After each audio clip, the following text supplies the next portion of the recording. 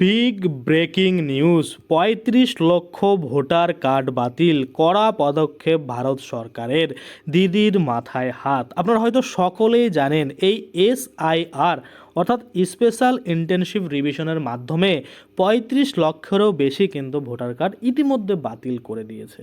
তো কেন বাতিল করে দিয়েছে, আপনাদের এরকম বাতিল হওয়া থেকে কিভাবে বিরত থাকতে পারেন, বা কী কী ডকুমেন্টস আপনাদের রেডি রাখতে হবে এই ভোটার ভেরিফিকেশন করার জন্য, তো চলুন এ টু জেড আজকে আমরা এই ভিডিওর মাধ্যমে দেখে নিই।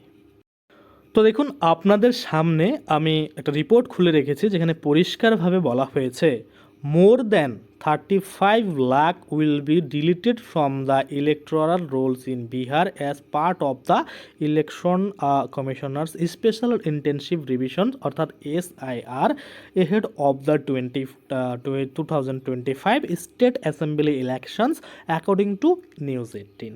অর্থাৎ নিউজ 18-এর মতে ৩৫ লাখেরও বেশি কিন্তু ইলেকশন কমিশনার যে রয়েছে তারা কিন্তু ভোটার কার্ড ডিলিট করেছে।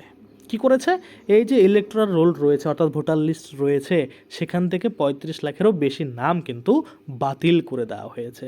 এবার আপনারা বলবেন কেন বাতিল করা হয়েছে। দেখুন, ভেরিফিকেশন চলাকালীন যদি আপনি সঠিক ডকুমেন্ট দিতে না পারেন সেক্ষেত্রে আপনারটা কিন্তু রেড জোনে চলে যাবে বা আপনারটা বাতিল কিন্তু হয়ে যাবে। নতুন যে ভোটার লিস্ট বেরোবে সেখানে শুধুমাত্র তাদেরই নাম থাকবে যারা কিন্তু তাদের ভেরিফিকেশনটা সম্পূর্ণ করাতে পারবেন। এবার তাহলে ভেরিফিকেশনটা সম্পূর্ণ করাতে কিসের ডকুমেন্টস প্রয়োজন হবে?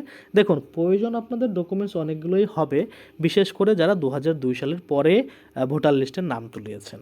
যেমন আমি আপনাদের বলে দিই, যদি আপনার কাছে Aadhaar card, ration card, PAN card এগুলো থাকে এবং আপনি ভাবেন এগুলো দিয়ে হয়ে যাবে, সেটা কিন্তু ভুল, কারণ এগুলো দিয়ে হবে না।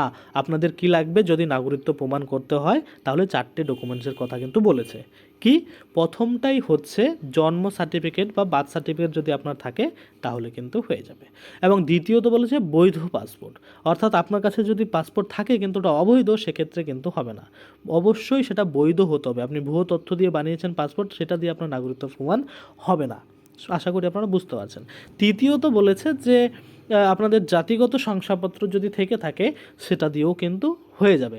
এবং চতুর্থত বা সর্বশেষ যেটা বলেছে সেটা হচ্ছে 1955 সালের মোটামুটি নাগরিকত্ব সংশোধনীয় আইন ধারা 6 এবং 5 অর্থাৎ 5 এবং 6 যে ধারা রয়েছে সেই ধারা অনুযায়ী যদি আপনারা ভারতীয় নাগরিকত্বের সার্টিফিকেট পেয়ে থাকেন তাহলে সেটা দিয়েও কিন্তু হয়ে যাবে।